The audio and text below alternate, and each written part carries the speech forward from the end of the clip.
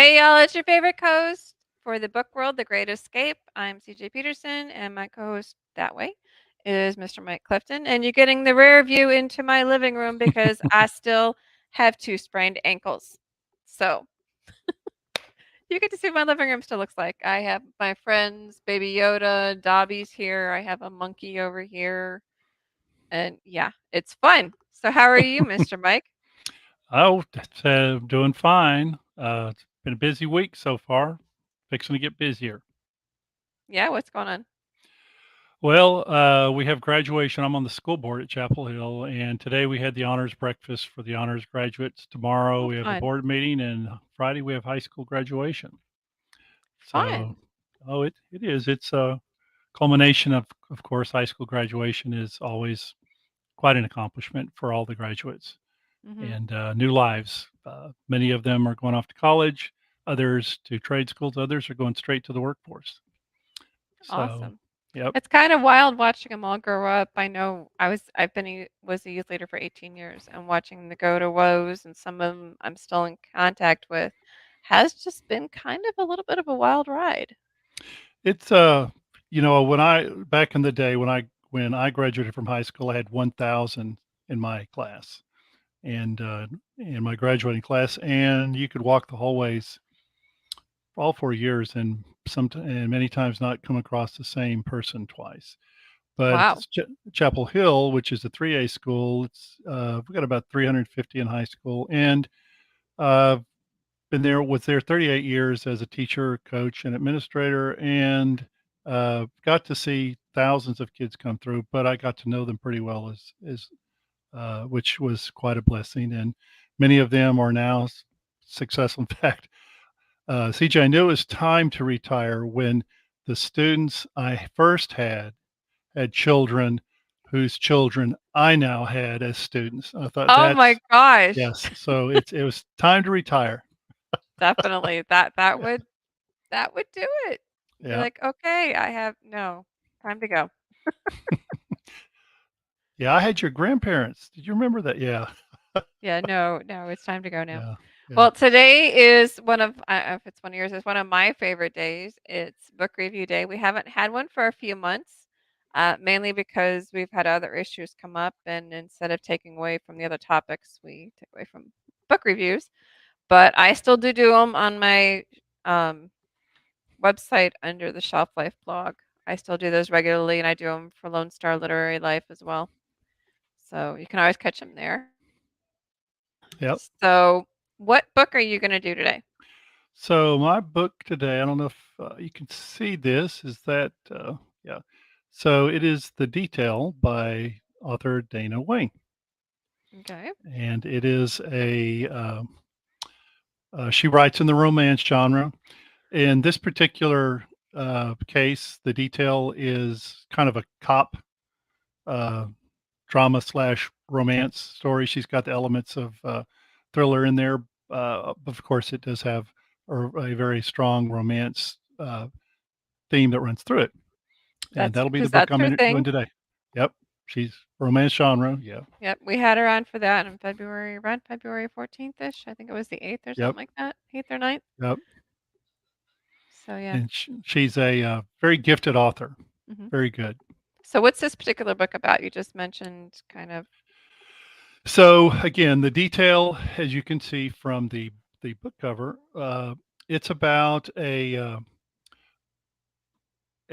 law enforcement partnership uh, between um, uh, Seth Hamilton and Jess Foster.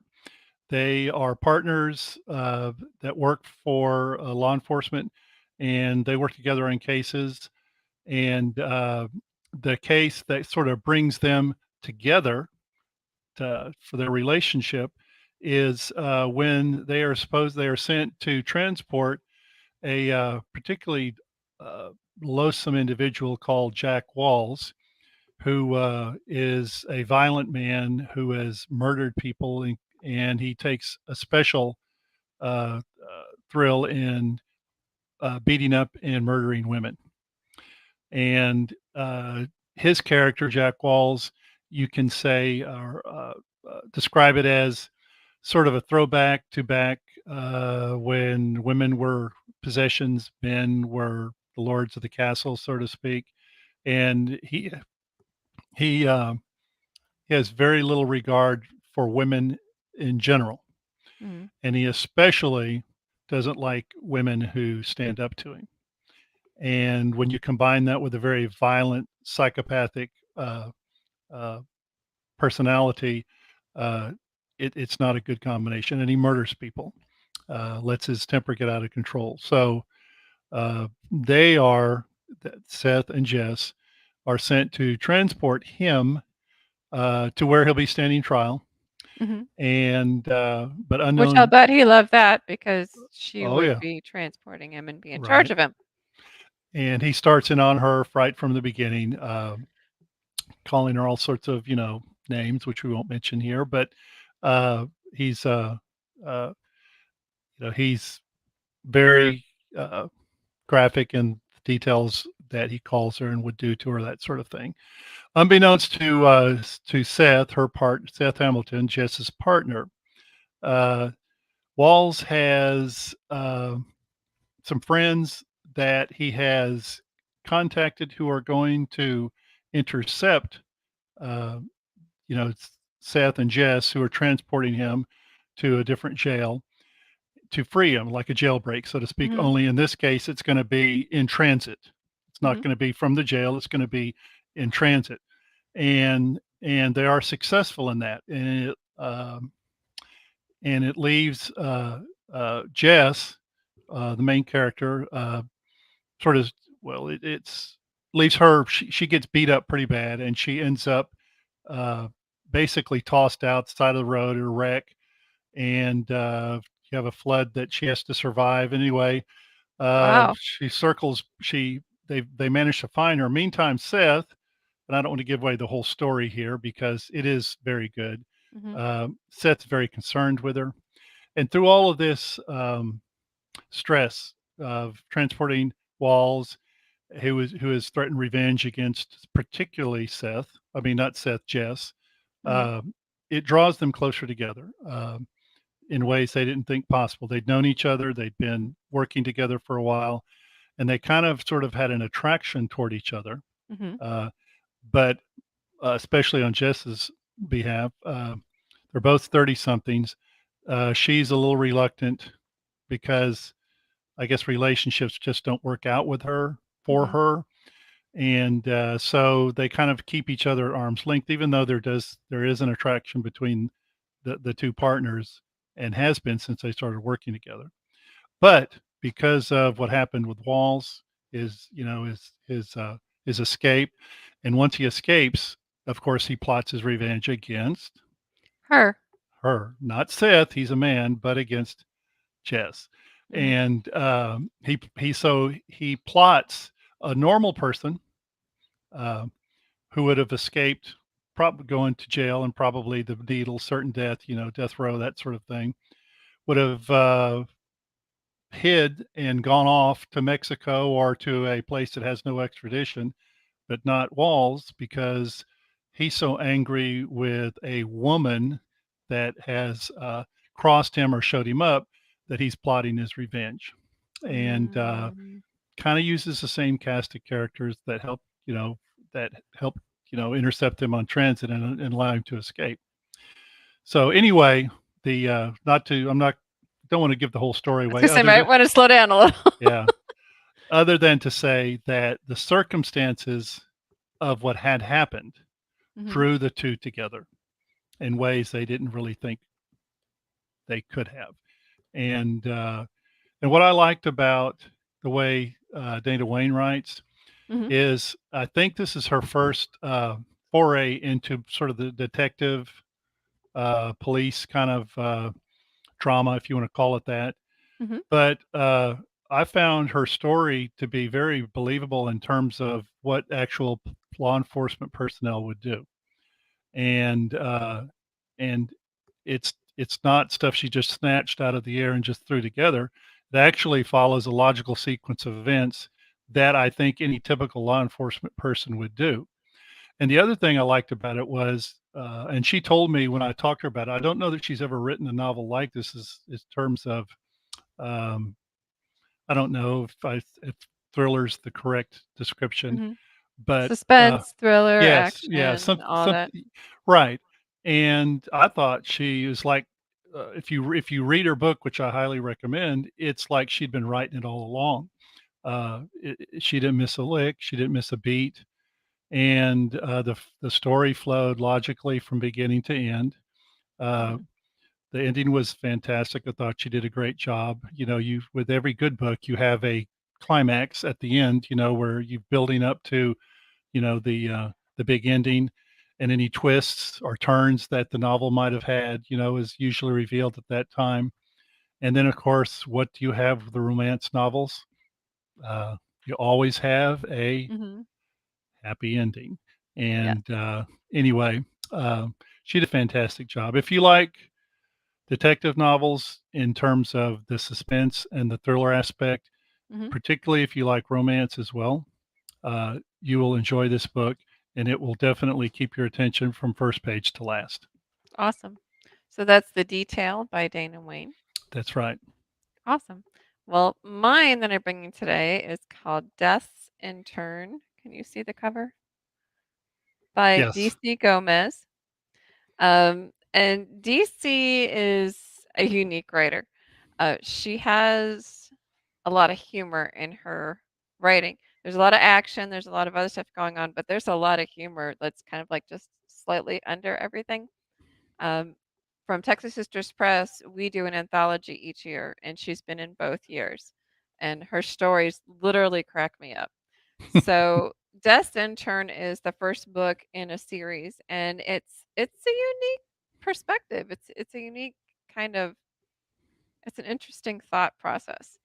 Uh, this young girl's name is Isis, and she literally turns out she accidentally killed Dust's first intern. So because of that, she has to take over that position. And she's just like this regular nobody sort of thing. She's working in Texarkana, Texas, at this little restaurant called Abuelitas. And she's just like, doing her thing. And then comes to find out that Des, like, hey, you took my intern. So that means you're now my intern. So she's like, wait a minute. Come to find out, she's actually got a little bit of a crew to help her. One of them is this cat that kills me. His name is Constantine.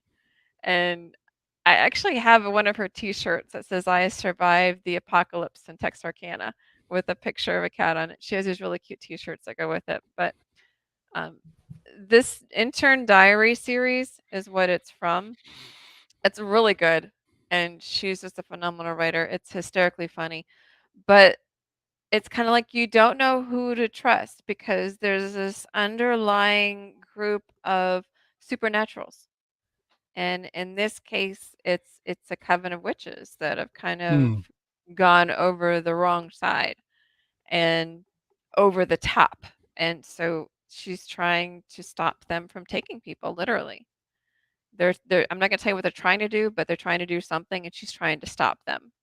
And there's like car bombings. She keeps destroying vehicles, and they're like, we can't keep giving you a vehicle if you keep killing it. And Constantine even has a car, and he ends up giving it to her and says, do not wreck this car or you're dealing with me. And this Constantine cat is like 5,000 years old. You know, he's like from Egypt. So he's been around for a while. And it's funny because it has a lot of things that, you would think of but you almost don't wanna say, like, "Are you kidding me right now? How did I end up here?" Who do you trust in Texarkana? Because you don't know who's on which side or who even knows about the supernatural world. And so it's pretty unique and it's fun, and I cannot wait for the next one. But I definitely recommend it because 'cause she's got a sense of humor that will have you literally cracking up. She also has, like, this crazy cat lady series, which this grandma type person ends up being a gun runner. So she gets these characters in interesting situations. Like I said, I mean, who would ever think that they would be the intern for death? Literal death. You know, the angel of death's intern. That's who she is. And she ends up getting some interesting powers that go along with it, but it's just hysterically funny. Yet I read it in like 2 days, maybe. And that's with everything that I do. And I definitely gave this one 5 stars. So again, it's called Death and Turn. And this one is the from the Intern Diary series. This is book one. She's redone all the covers. I do have the older covers upstairs. But again, they're upstairs and I'm on crutches, so I am not going upstairs to get it. So we had to do the Kindle version. But the new covers are pretty good. It's definitely a good read. She's also a USA Today bestselling author. Just kind of mention that out there for you there, Miss DC. But you can find it on her website as well. So question for you, Mike. Why do we do these? Why do we do book reviews? Yep. Well, I would say a couple of reasons. Number one, to give authors recognition, particularly indie authors Mhm. uh, who uh, who write good books, but they don't. They're not. Their last name doesn't start with King or Grisham or Baldacci. So independent authors that can get reviews. It's always something that's great for them. Book reviews are very important to indie authors Mhm. because it gets you recognition and it gets you sales as well.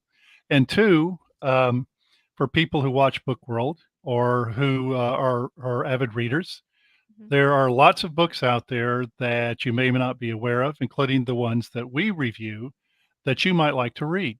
Mhm. And so I hope that the reviews we do pique the interest of potential readers so they can go out and get books like from DC Gomez and from Dana Wayne. Mhm. Um, and uh, and it's I just think it's important to recognize, especially independent authors who work very hard at their craft. And book reviews are always something to be treasured uh, and important to them. Definitely. And it's trying to get reviews period for any author is a complete and utter nightmare. There's ways that you can help. The best way you can help an author is to do a review. Exactly. So, what Exactly. are the different places? Because you don't just you can't you can put it on more than just on Amazon. Sure. Well, you have BookBub, you have um, you have Amazon, of course, which is probably number one. You have some of the brick and mortar stores like Barnes and Noble. You can do reviews on. You have lots of digital platforms like Draft to Digital, um Kobo, um, iBooks. What are Goodreads. Goodreads? Oh, Goodreads is a big one. Mhm. Goodreads and Amazon. I would rank probably as two of the most important. Goodreads because it is a platform for readers that a lot of people will who are members of Goodreads are not themselves authors, but they're readers, Mhm. and they get their next books from the reviews that show up in their inbox from Goodreads, Mhm. particularly in the genres that they read. And of course, Amazon has about 80%, maybe more now, of the ebook market. So any reviews you do on Amazon are always because it affects the algorithms and whose books are noticed first, that sort of thing. Well, and also if you got the book, you can also do it on like Barnes and Noble and stuff like Right. that, wherever it's at. The beauty of Goodreads is Amazon has been known to pull reviews Mm, or not post reviews good for point. Good point. strange and unknown Right. reasons. And I've had them where they've been on there for literally years, and all of a sudden Amazon goes, well, it goes against policy.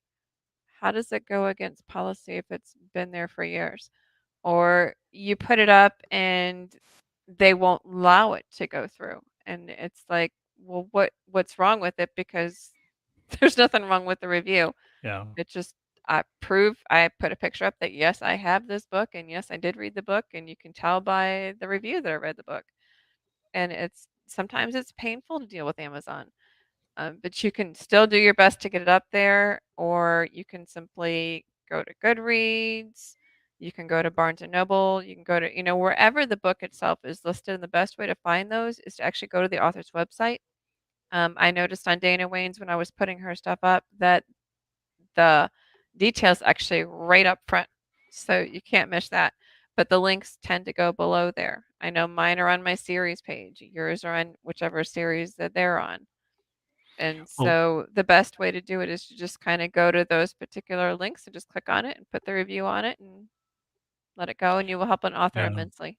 you make a good point in Amazon when they inexplicably remove a review, and other times, I mean, I've had them remove reviews that I've done, and then 2 weeks later, no problems Hmm. with the review. Um, One of the things about Amazon, I think that uh, if to assure a review and to add added weight to the algorithms is if you are a verified Hmm. purchaser of the book. And a lot of times, authors will have ebook sales. They'll sell their books for 99 cents. Some of them sell their ebooks for 7.99 to 8.99. But the point is whether it's 99 cents or above, if you buy an ebook, that makes you a verified purchaser of the item on Amazon, and therefore your review is much more likely to stick, so to speak. Doesn't Uh, always, but but yes, not it always, does. not always. It's still, But yeah. you do manage to get over a few more hurdles that way. Hmm. So, which I've found. And I don't Um, understand it because it's like with social media nowadays, people are like, well, that's your friend. Well, they're following me and they're technically an online friend, but they're also a reader and they're trying to post a review and Amazon won't let them because you supposedly know the person. well, I've been banned from posting reviews for like 4 months because of that, and I'm like, you got to well, be kidding. Well, you're doing a blog. You're doing blogs and reviews now for Lone Star Literary Life, Mhm. okay? And most of their traffic is from bloggers. Mhm. And many authors go to Lone Star Literary Life, myself included, to do blog tours. In Mhm. my case, I do a blog review tour. That's normally what I do, but in some cases, it's simply a blog tour there where they're commenting on, the author or aspects of their writing. But in doing so, you are inevitably going to share. Like Uh, cross pollinate with Yes, your yeah. friends. Yeah. You're going they're gonna be they'll be on your social media follower or contact, and it's just inevitable, and the Like, more isn't pop that the point of social media? right, I mean, right, and ironically, the more popular your blog, the more likely that is to happen because you mhm. have more followers, so it doesn't make any sense. It I doesn't, I and it's I painful. don't waste my time trying to figure it out anymore. I don't Yeah. either. And like I said, it can be fine on one and not on another, or I'm just I tell Christine, I'm like, it's the phase of the moon and the mood of the reviewer. I do I do wanna add one more thing. Let me see if because I didn't know if I really had this up as close as you did on the camera. So, okay, so it froze. So, is that clear there? Or is that Yes. Just okay, kinda tilt it up a little. there we There you go. go. There you go. Okay, Now you got it. so I've known Dana Wayne for a number of years now, Mhm. and, um, she is a very impressive writer. Mhm. You very rarely, even with mainstream authors nowadays, you'll be reading something and you come to well, let me reread that again because it didn't quite make sense. Don't matter if it was a fragmented sentence, some sort of grammatical error, whatever. And these are people with legions of editors, Mhm. that go through that with a fine tooth comb. But one of the things that impresses me about Dana Wayne is um, her books are always well written from start to finish. Mhm. The content is always spot on. So I've really, I've actually done some critiquing of some, including on the detail, and half the time it's a waste of time because I can't find anything, to really, point out. So anyway, just wanted to throw that little tidbit in there. Yeah, I mean, when you can find an author that, you would read, all their books for. I know I've read all of your books, and I love reading your books. I've read most of DC's. I have one of Dana's upstairs. Chases something. Chasing What is Hope. Chasing Chasing Hope. Hope? Mhm. Yep, I still need to get to that one. But I do book swaps at a lot of book shows. Oh, yeah. And so I've got like 50 books up there now, 60 books, something like that. And over half of them are signed. And Oh, it's a great way to, help authors and give exposures to authors. And it's just a great thing to do. it is. It's awesome. Hmm. I, I do have, uh, something that I am finally getting to see the end of the light at, and, my series, The Conquest of the Veil, Yes, and I love that okay? series. And the 4th and last book, which is Cavern of the Veil Queen, Hmm. is just about finished, Oh, good. and I started writing this particular story, like, 15 or 20 years ago, and I think I've shared to you that when I first wrote the rough draft of it, which I was very proud of, it was a million word count, and I thought that was I thought that was a normal sized book. And you've Uh, since learned the error of your ways. oh my gosh, yes. So, anyway, I condensed it down. Don't This is the worry, 4th and last those book. who would like to read it, the books are not that long. Not Right, anymore. right. No, they're not, I'm reading, Wizard's First Rule by Terry Goodkind, and it is literally that thick. Yeah, that's Uh, that's too yeah, much reading for when me. I finished with it, I'm probably gonna use it for a doorstop or something, but Well, and it's funny because I did see something on Facebook the other day, and I thought, that's actually true. We will sit down and we will binge watch movies of like 8 or 10 episodes, or we'll read like 8 or 10 books in a series, but if it's all in one, like a 8 or 10-hour movie, or, an 800 to 800,000 word book, we won't pick it up because it's too big. But it's like if we can get them into smaller bites, we just there it's you kind of like go. you feel less overwhelmed. Let's put it that way. Imagine what kind of books, not, J.R.R. Tolkien would have if he was writing the Lord of the Rings trilogy today. Yeah, I don't think it'd be, what, 2 books, 3? It would be like 6 or it 8. would have to be, Yeah, because people's definitely. attention span, I think nowadays, Mhm. just aren't what they used to be. No. No War and Peace books out there, I don't guess will ever make a No, bestseller list again. not anymore. They make great doorstops, but that's about it. So next week we have heroes and anti-heroes. Would you like to explain to everybody what an anti-hero is? Because a hero is obvious. Well, Just quickly. an anti-hero is the last person you would expect to be a hero. They have all the characteristics of that the anti-hero doesn't have. They're not brave, they're not strong, they have characteristics that we actually try to cover up. So they're anti-hero, great, strong, fantastic. Hmm. Anti-hero, you're kidding. This person? Yeah, that's Dust's intern, by the way. So that's Yeah, like a perfect example of it. But right. okay, so next week, 1 o'clock Wednesday, 1 o'clock Central Time. Um, Make sure to tune in for. We're going to talk a little more in depth about heroes and anti-heroes. Exactly, maybe ways and tips and tricks on how to do it and do it correctly.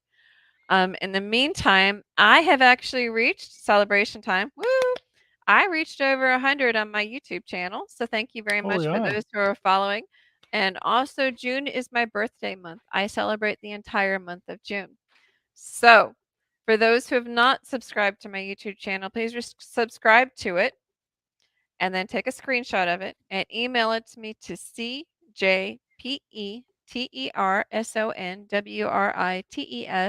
cjpetersonwrites@yahoo.com, and you will be added to my newsletter if you're not already on there, and it's only bi-weekly. I don't spam.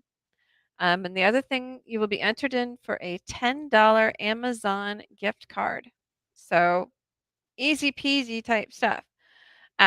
So that's going to be for the entire month of June. I'm going to spin live on June 30th at 11 a.m. Central Time on my YouTube channel. I'm going to spin the wheel of names, and we're going to see live who gets the $10 gift card for my birthday month. And this year I'm turning 50. 50. Yep. So I own every single one of those years. I'm proud of those years, and we're going to be celebrating all month long. 50's the new 30. Definitely.